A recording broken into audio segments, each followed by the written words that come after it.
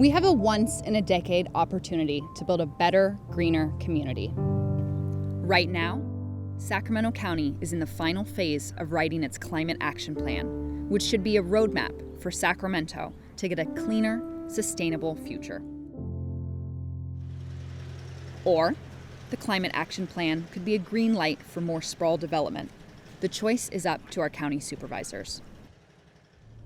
So what are Sacramento's biggest sources of climate pollution? In our region, it's mostly gas-powered passenger vehicles. They emit nearly 40% of our greenhouse gases.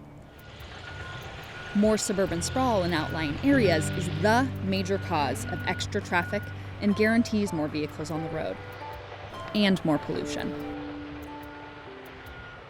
The buildings we live and work in are the next largest contributors. Space heaters, water heaters, and stoves release another 38% of local emissions. The combination of these two factors, gas-powered vehicles and gas-burning buildings, add up to almost 80% of Sacramento's greenhouse gases. So the question is, will the county's Climate Action Plan actually address these sources of greenhouse gases? Will the plan be strong enough? If it isn't, our region's air quality is going to get worse. Drought, wildfires, and extreme heat will continue to increase in severity. Environmental and civic groups say the county's plan is not sufficient. It doesn't do enough. Environmentalists say the county's Climate Action Plan is weak and over-reliant on environmentally unfriendly sprawl. What's missing is the urgency, Lori Littman says. The county is doing the same old, same old.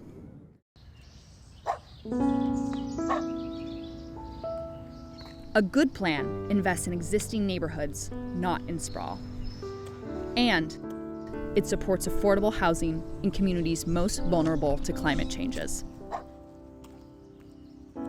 A good plan encourages green buildings. In other words, buildings that don't pollute. A good plan improves public transit. And a good plan maintains natural habitats. And finally, a good plan makes firm commitments. It spells out how it's going to reach its goals.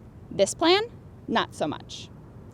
But it's up to supervisors Phil Cerna, Don Natoli, Patrick Kennedy, Sue Frost, and Rich Desmond to determine whether the cap is strong enough to address these issues. Later this summer, these supervisors will vote to either accept the cap or reject it and demand a stronger one. Tell your supervisor to step up the fight against climate change with a real climate plan. Call, tweet, write, or post.